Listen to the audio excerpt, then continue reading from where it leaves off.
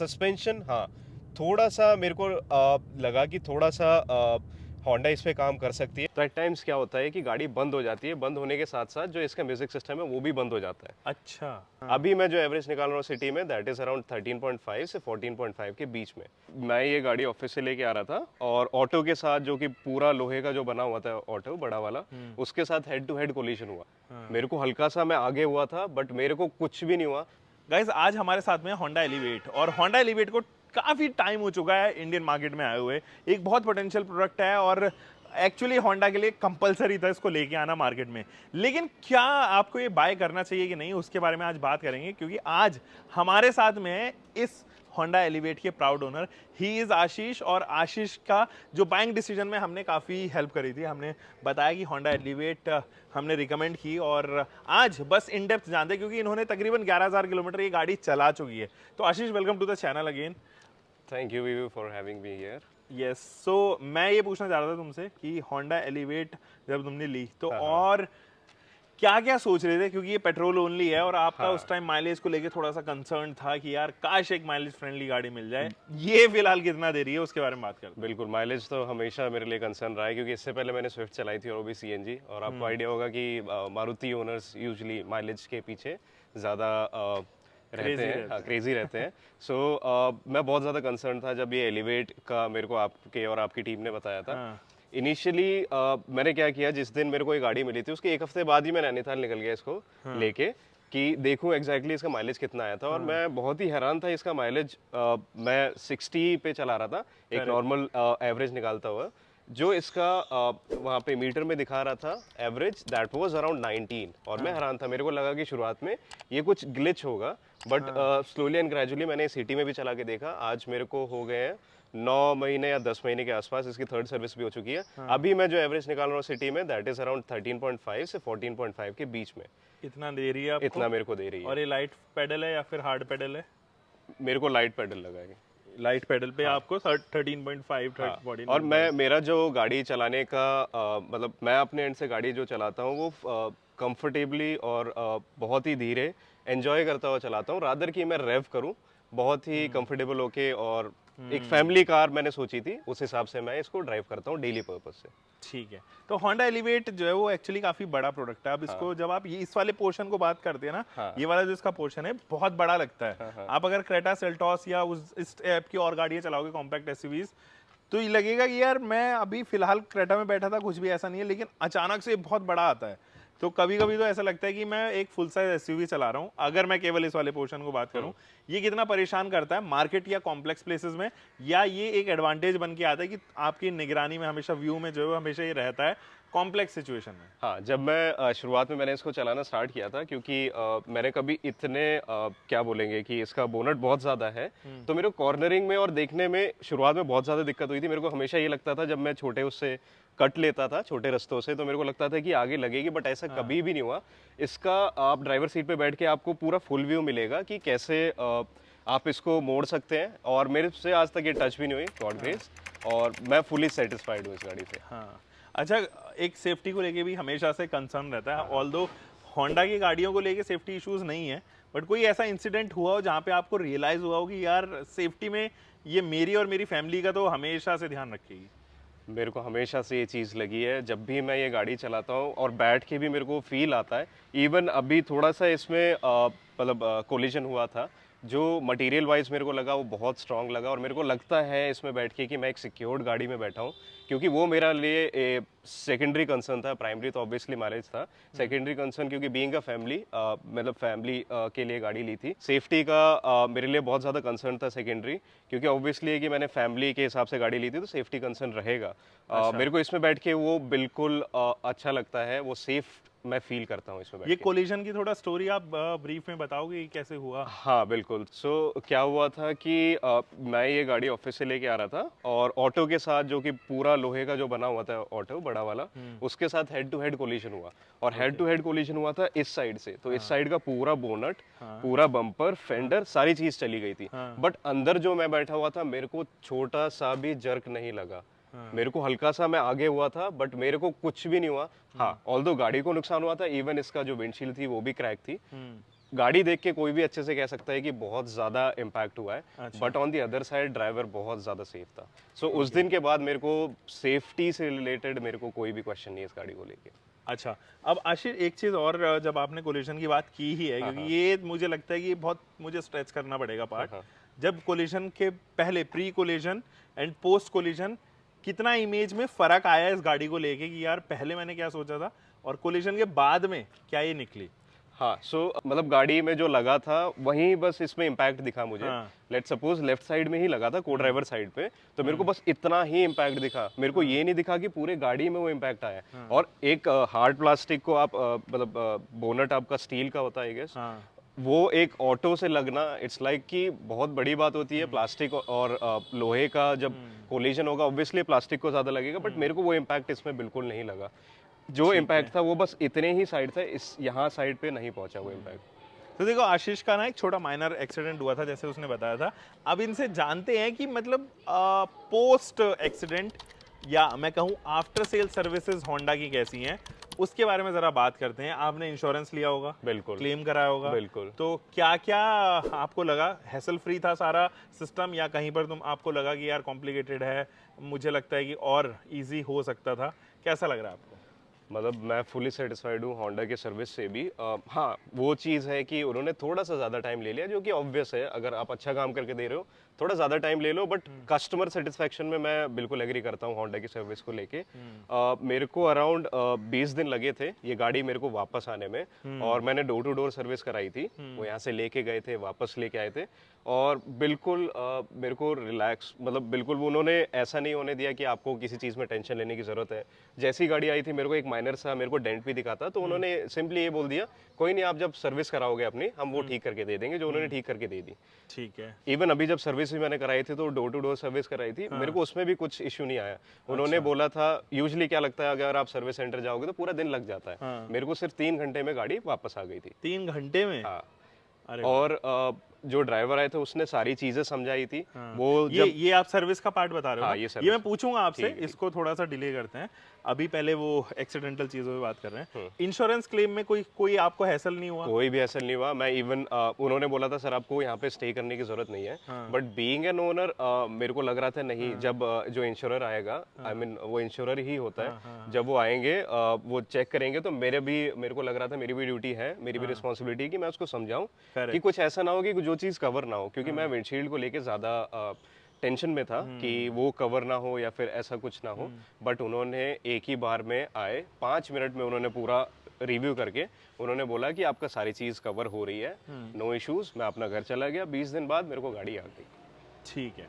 तो आपने road side assistance लिया हुआ था उस दौरान, यार आप था और आपको नहीं पता?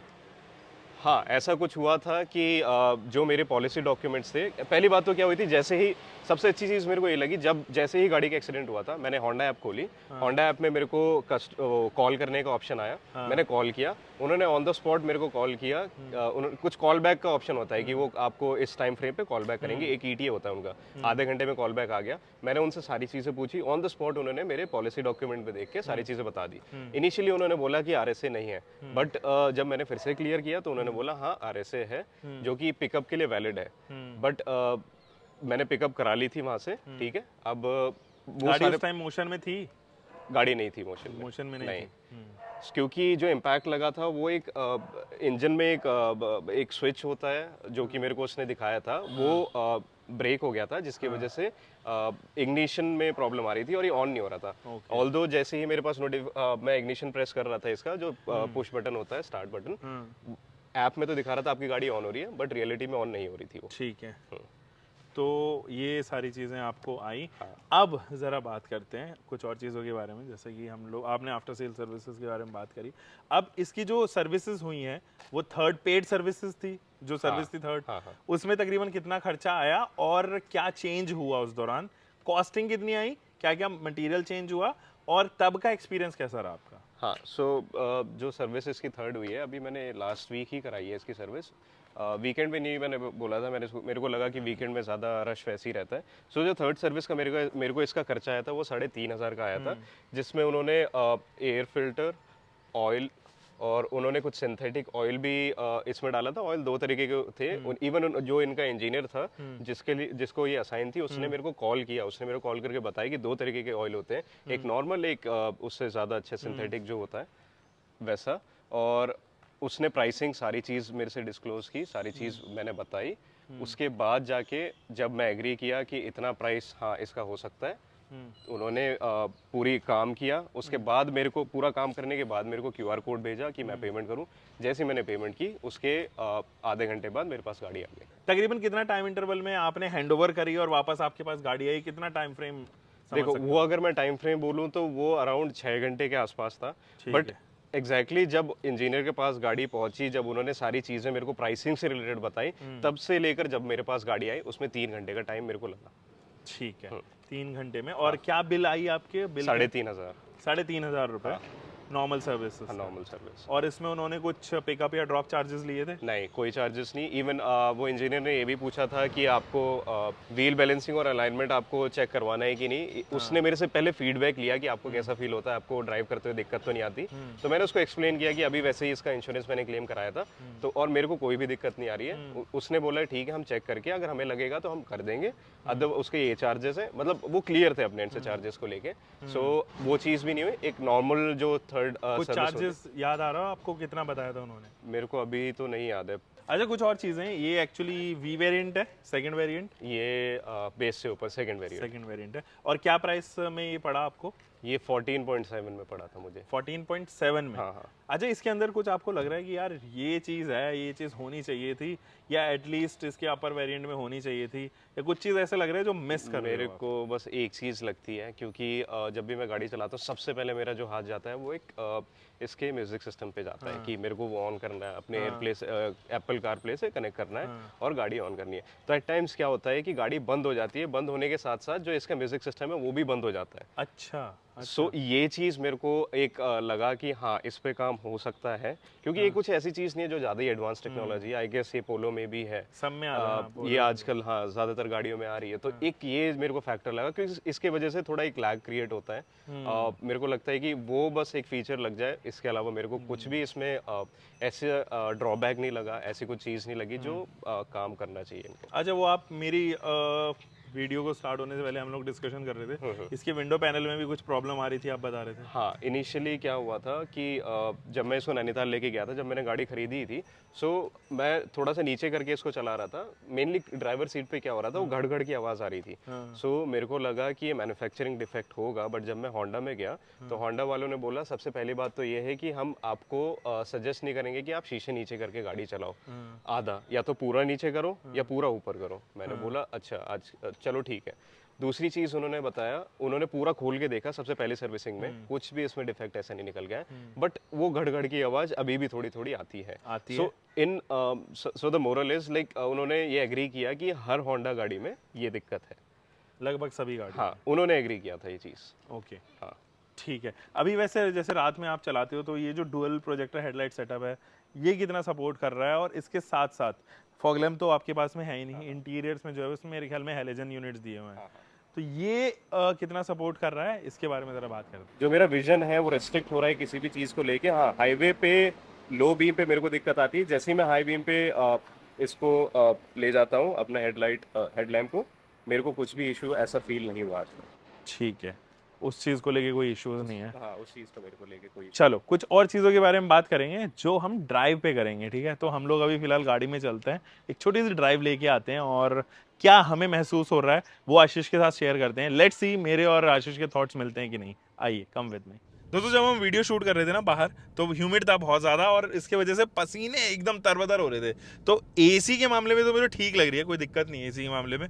और अभी फ़िलहाल जो है वो काफ़ी ठंडी हवा फेंक रही है और तकरीबन 5 मिनट के अंदर अंदर ही गाड़ी का जो केबिन है वो कम्प्लीटली ठंडा हो गया। इस चीज़ से तो परेशानी है नहीं बिल्कुल भी।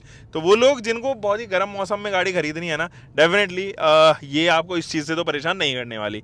अभी आशीष से पूछते हैं कि उनके क्या थॉट हैं सबसे पहले तो इंजन को लेके, क्योंकि इंजन इसके अंदर IVTEC लगा हुआ है और ये ऐसा इंजन है, ये तकरीबन बहुत साल से, मेरे ख्याल में 15-16 सालों से जो है वो होंडा इसको इस्तेमाल कर रहा है, और ना केवल होंडा सिटी में बट आने वाली बहुत सारी गाड़ियों में भी उसने BRV में भी इस्तेमाल किया था। तो फिलहाल मैं माइक हैंड ओवर करता हूँ आशीष को और इंजन इनपुट जानते हैं। सो पहली बात तो ये चीज़ जब मैं लेने वाला था ये तो मेरे को विवेक ने बताया था कि इसमें जो इंजन आई गेस वो होंडा सिटी में भी सेम इंजन है। तो ये होंडा बहुत पुराना इंजन लेके आ रही है जो कि एक पावरफुल भी इंजन है और रिलायबल भी इंजन है।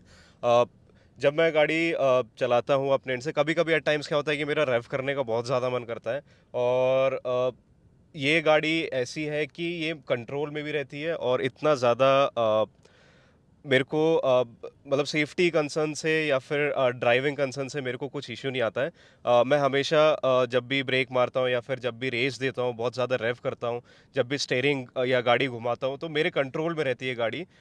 मैं इस चीज़ से इस गाड़ी में पूरी सेटिस्फाइड हूँ। जब हम महाराष्ट्र में इस गाड़ी को चला रहे थे ना, मुझे आज भी याद है सस्पेंशन सेटअप बड़े कमाल के थे इसके अंदर, at least in the demo car. लेकिन जब मेरे पास में गाड़ी आई है, होंडा ने जब गाड़ी भेजी, तब मुझे रियलाइज़ हुआ नहीं यार कुछ तो है सस्पेंशन में, क्योंकि वो ऑलरेडी 10-12 हज़ार किलोमीटर चली हुई गाड़ी थी। अभी क्योंकि ये 11,000 किलोमीटर चल चुकी है, तो मैं तो नाप पा रहा हूँ कि ठीक है सस्पेंशन इसके, मतलब ज़्यादा शिकायत नहीं है। तो हो सकता है कि वो जो मीडिया फ्लीट की कार थी उसमें सस्पेंशन थोड़े से वियर आउट ज़्यादा हो गए हो। तो कितना कंफर्ट दे रहे हैं इसके सस्पेंशन, और खड्डेदार सड़कों पे स्पेशली पॉट होल्स पे आशीष कितना परेशान कर रहे हैं या कितना कंफर्ट दे रहे हैं? सो सस्पेंशन और ग्राउंड क्लियरेंस की बात करें तो ये गाड़ी मुझे टॉप नॉच लगी है। रीज़न बीइंग कि मैंने इसको बहुत सारी जगह, जैसे अभी मैं रिसेंटली लास्ट वीकेंड ही एक फार्म हाउस में गया था। सो वहाँ का जो एरिया था वो पूरा 1 से 1.5 किलोमीटर पूरा ही पॉटहोल से भरा हुआ था। बारिश का भी मौसम है इधर, तो पानी भी, गड्ढे भी, सारी चीज़ थी। बट जस्ट बिकॉज कि मेरे को इसका ग्राउंड क्लियरेंस पता है कि इसका ग्राउंड क्लियरेंस बहुत अच्छा है इस सेगमेंट में, मेरे से आगे एक वरना भी जा रही थी, वो वरना का पीछे का बम्पर लग के और उसमें थोड़ा सा दिक्कत आ गई थी। बट जस्ट बिकॉज कि मेरे को इसका ग्राउंड क्लियरेंस पता है, तो मैं कॉन्फिडेंट था अपने एंड से, मैं सेम उसी ही डायरेक्शन में लेके गया और गाड़ी बिल्कुल भी टच नहीं हुई थी। और सस्पेंशन, हाँ, थोड़ा सा मेरे को लगा कि थोड़ा सा होंडा इस पे काम कर सकती है, बट मैं अपने एंड से सेटिस्फाइड हूँ जिस प्राइस में मैंने ये गाड़ी ली है। बाकी सारी चीज़ों को मिला के अगर मैं देखूँ तो this is a nice choice, nice car. तो आशीष एक ना मैं क्वेश्चन पूछता हूँ, ये थोड़ा सा ऐसा क्वेश्चन है जो लोगों के मैं क्या कहूँ, लोगों को ज़्यादा से ज़्यादा चाहिए होता है। अभी होंडा इसको ना 6 एयरबैग्स के साथ में लॉन्च कर चुका है, इसके अंदर 6 एयरबैग्स आने लगी है अब एज स्टैंडर्ड, कोई भी वेरिएंट खरीदो। क्या लगता है कि वापस अगर डिसीजन लेना हो तो अभी भी अगर चाहिए कोई गाड़ी इस सेगमेंट में, तो वो कौन सी गाड़ी होगी? क्योंकि अब तो इसके अंदर 6 एयरबैग आ गए, ये बिल्कुल परफेक्ट लगभग हो चुकी है। अगर आपको अपना डिसीजन अभी भी रिवाइंड करना हो तो वो कौन सी गाड़ी होगी जो आप खरीदना चाहोगे? सो बात है ऐसी आज के टाइम पे मैं पिछले 1.5 साल से सोच रहा था कोई गाड़ी लूँगा, कोई गाड़ी लूँगा। अगर आप 1 महीने भी वेट करोगे, एक कोई इससे बेहतरीन कार आ सकती है इसी प्राइस सेगमेंट में।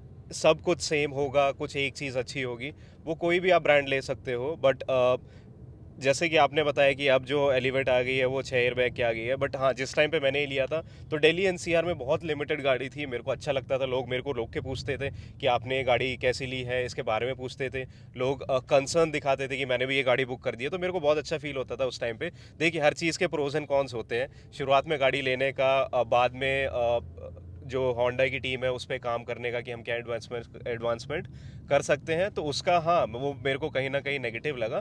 बट इसका मतलब ये नहीं है कि मैं गाड़ी कोई और प्रेफर करूँगा। मैं इस गाड़ी से सेटिस्फाइड हूँ, तो मैं इसी पे ही स्टिक रहूँगा। देखो आशीष, ये एक फैक्ट है कि आप अगर होंडा एलिवेट ले रहे हो, होंडा अमेज ले रहे हो, होंडा सिटी ले रहे हो, या इनफैक्ट डिसकंटिन्यूड होंडा BRV हो, CRV हो, कोई भी ले रहे हो, होंडा की जितनी भी गाड़ियाँ ना बहुत रिलायबल हैं, बहुत ड्यूरेबल है। इनफैक्ट उनके पार्ट्स इतनी जल्दी वियर नहीं होते। आप 1.5-2 लाख किलोमीटर चला दो, आपको ज़रूरत भी नहीं पड़ेगी नहीं क्लच प्लेट बदलने की। तो बहुत रिलायबल प्रोडक्ट है, मतलब कभी भी आपका पीस ऑफ माइंड हल्का सा भी हैम्पर नहीं होने देगी है। तो ये एलिवेट के साथ में भी यही है। अब मुझे लगता है कि कुछ एडवांसमेंट होंडा एलिवेट के साथ में होने चाहिए थे। वो क्या है, एक तो ऑलरेडी हाइब्रिड सेटअप उनके पास में था। अगर होंडा चाहती थी ना तो इसको यूनिकली कैसे डिफाइन कर सकती थी, इसके हाइब्रिड सेटअप को मिड वेरिएंट में लॉन्च कर सकती थी। आप मिड वेरिएंट से ही हाइब्रिड वेरिएंट जो है वो लेना स्टार्ट कर सकते थे, या फिर आप इसके छोटे वाले वेरिएंट से ही हाइब्रिड दे देते, बेस वेरिएंट से, सेकंड बेस वेरिएंट से अगर देने लग जाते। तो इससे होता क्या, अब होंडा को जो है वो सीएनजी की कभी महसूस नहीं होती, इसकी सेल्स अच्छी होती, और उनके पास में already tried and trusted hybrid setup already है होंडा सिटी के साथ में। तो उसको लेके नहीं आए, एक तो ये सबसे बड़ी इशू थी। एक ये सबसे बड़ा इशू रहा है कि जब फीचर्स के मामले में इतनी ज़्यादा फीचर्स ऑलरेडी इसके क्रॉस कॉम्पिटिशन सेल कर रहे हैं, तो एलिवेट के साथ में वो फीचर्स क्यों नहीं इंट्रोड्यूस हुए। 360 डिग्री कैमरा हुआ, या इलेक्ट्रॉनिक सीट्स हुई, या वेंटिलेटेड सीट्स हुए, इन तरीके की जो ऑफर्स हैं वो यहाँ पर आ जाने चाहिए थे। मैं जानता हूँ उससे कॉस्ट जो है वो बढ़ती, अभी भी ये 16.5-17 लाख के करीब जो है वो एक्स शोरूम का top of the line variant पड़ता है, जहाँ पर 3 लाख रुपए के करीब महंगा पड़ता है क्रेटा का। लेकिन क्रेटा जो है वो ज़्यादा फीचर्स भी ऑफर करती है, बहुत सारी तमाम चीज़ें भी जो है वो ऑफर करती है। तो इसलिए मुझे लगता है कि भले ही आप अपनी प्राइसेस या वेरिएंट्स को की लिस्ट बढ़ा देते, लेकिन फीचर्स तो ऐड ऑन होने ज़रूरी थे। आशीष ने तो खैर छोटा वेरिएंट खरीदा, तो वो ज़्यादा शिकायत इस चीज़ में मुश्किल है कि कर पाएगा। बाकी हम कंफर्ट के बारे में जानते हैं, क्योंकि आशीष एक फैमिली को लेके इसमें ट्रैवल करता है। तो कंफर्ट आशीष बताइए। देखिए, कंफर्ट में तो नो डाउट ये गाड़ी मेरे को मतलब पीछे अगर अभी मैं बैठा हूँ तो 6 फीट का बंदा, जैसे मेरा अभी 5'8" है, तो मैं कंफर्टेबली बैठ पा रहा हूँ। पीछे एसी वेंट भी लगे हुए हैं जो कि बेस से ऊपर मॉडल है, और मेरे को स्पेस से रिगार्डिंग इवन आगे वाली साइड ड्राइवर या को ड्राइवर सीट पे भी स्पेस से रिगार्डिंग कोई भी इशू नहीं है। हाँ, इसका जो बूट स्पेस है वो भी बहुत ज़्यादा है। मैं उसमें 2 बड़े लगेज और 2 मीडियम साइज़ लगेज आराम से रख सकता हूँ अगर मेरे को कहीं लंबे टाइम मेरे को कहीं ट्रैवल करना है। सो मेरे को स्पेस से रिगार्डिंग और कंफर्ट से रिगार्डिंग इसमें कोई डाउट नहीं है। चलिए, ये तो हो गए आशीष के इनपुट्स। अब कुछ छोटे मोटे इनपुट्स मैं भी बता देता हूँ। देखो, इसका जो क्लच है ना काफ़ी सॉफ्ट है, अच्छे से प्ले भी है, ऐसा ज़्यादा नहीं है कि आपको रियलाइज़ होगी यार मेरा तो पूरा पैर ही अंदर तक चला गया। अगर आप छोटे प्रोफाइल के होते हो, प्ले ज़्यादा होता है, जैसे कि टाटा की गाड़ियों में आप अक्सर देखते हो, तो प्रॉब्लम क्या होती है कि वो पैर छोटा पड़ जाता है अक्सर। यहाँ पे मेरे पास में डेड पेडल भी है एक छोटा सा, और वो नाम मात्र का ही है, लेकिन डेड पेडल तो है, और स्टेयरिंग व्हील भी इसका ठीक है, कोई समस्या नहीं है। फीडबैक है उसके अंदर, एनर्जेटिक इंजन है, डिसेंट माइलेज भी आपको ऑफर कर रहा है। तो वो तमाम चीज़ें तो इस गाड़ी के साथ में जुड़ी हुई हैं। अच्छा, ये गाड़ी ना उन लोगों के लिए एकदम परफेक्ट सॉल्यूशन बन के निकलती है जिनको 16-17 लाख रुपए ऑन रोड पे जो है वो अच्छी गाड़ी भी चाहिए, अच्छे फीचर्स भी चाहिए। और अच्छी बात ये है, एलिवेट के ऊपर अभी से ऑफर भी आने लग गए हैं, तो डीलर पे अगर आप जाओगे तो अच्छा खासा डिस्काउंट भी आपको यहाँ पर ऑफर होता हुआ नजर आएगा। हाँ, अगर आपको फीचर रिच चाहिए, आपको बहुत एंथुसियास्टिक इंजन चाहिए, उसी तरीके का ट्रांसमिशन भी चाहिए, तो फिर तो क्रेटा और सेल्टॉस जैसी गाड़ियों के साथ में आपको जाना पड़ेगा, या इनफैक्ट आप वर्टस जीटी या कुशाक मॉन्टे कार्लो एडिशन के साथ में भी यहाँ पर जा सकते हो। वो तमाम गाड़ियाँ आपके साथ में यहाँ पर हैं। सो दोस्तों, ये तो था ओनरशिप एक्सपीरियंस आशीष के साथ में हमने यहाँ पर जो है वो देखा है। और कैसा लगा आपको नीचे कमेंट सेक्शन में ज़रूर बताना। ये बताना कि होंडा एलिवेट एक लेने लायक ऑप्शन है कि नहीं, आज के ज़माने में भी तकरीबन 7-8 महीने बाद, 9 महीने बाद भी एक वायबल ऑप्शन है कि नहीं, और क्या होंडा को बदलाव जो है वो यहाँ पर करना चाहिए। हम मिलेंगे दोस्तों एक और नई वीडियो के साथ में। Until for next time, bye bye. Keep doing car, bike, whatever you are having, drive safe guys.